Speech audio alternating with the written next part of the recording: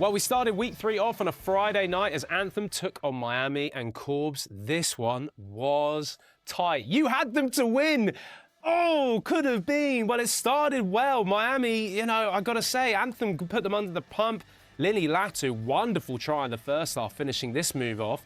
And albeit they were a bit against it with some ill discipline, they were in the lead, 19-5 at half-time. Miami then fought back, Benny Bonasso going over just after the break. But this wasn't the Anthem of old. The wheels didn't fall off. They then came back. Eric Storti finishing off this wonderful try, the little inside ball off the set piece. And you just think, this is the time, this is the moment. But those cards kept coming in the game. And I'm sorry, but Lini Latu, not great kicking off the tee. That you could say that maybe did bite them in the end. Miami then scored right near the sort of last 10 minutes and managed to hold on in this game, Corbs. Miami 32, Anthem 31.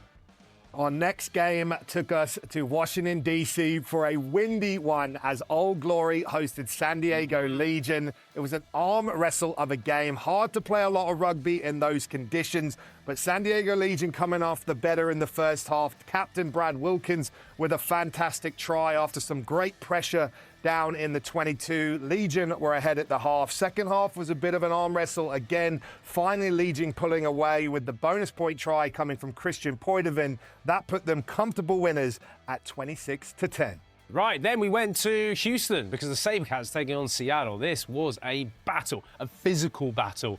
A great set-piece challenge as well, Corbs. You would have enjoyed this one. Houston continue where they left off after their second half performance against LA the week before. They got out of the block so quickly. 2 tries in the first 10 minutes. Rufus McLean getting one of them. He had a really good performance, the winger, the Scottish winger for the Sabercats. But then Seattle started coming back into this game at the end of the first half and then the beginning of the second half in particular.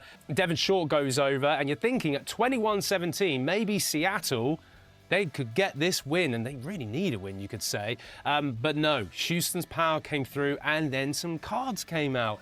Pago Haini came with a no-arms tackle, red card for him. Guess what? Sabercats' power just came through, and Peter Anayasu got the try. Sabercats won this in the end, 24 points to 21. I cannot remember the last time Seattle started the season, I guess, without a win. And then our next match took us to the Windy City as Chicago were very impressive against an uncharacteristic Free Jacks side. A lot of errors from the Free Jacks, considering they are back-to-back champions, but I thought it was Chicago who really sort of dominated the game early on. It was equal on possession and territory, but just the way they fought well, their great first half, taking their chances. Michael Hand finished off this wonderful passage of play after Devoto with some great skill, and then it was yellow cards in the second half. 2 for the Free Jacks, big defensive stands from Chicago, and the nail in the coffin at the 69-minute mark with this try from Ollie Devoto in the corner to add salt to the Free Jacks' wounds. Noah Brown harnessing his inner Nate Orsberger in that one. Got a try at the end to get what he deserved after a hard-fought game and a huge defensive moment from Noah Brown as well. That topped off a final score of 36-7 for Chicago over the Free Jacks. Great win for Chicago then to finish things off on that Sunday. And I suppose, Corbs, let's go into maybe our 2 big talking points from the weekend. And fair play, San Diego Legion, 3 games, 3 wins, 2 back-to-back East Coast trips as well. They come back, obviously, for the California Cup this weekend, which we'll talk about in a minute. But from you, you're in that house, you're in that room, like, good feelings must be about. A Legion team that I don't know if that much was expected this year.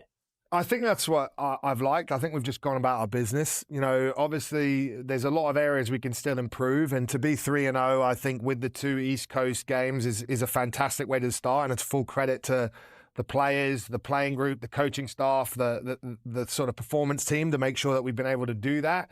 But we're also under no illusions that this is a very, very competitive West. There's going to be some very tough games.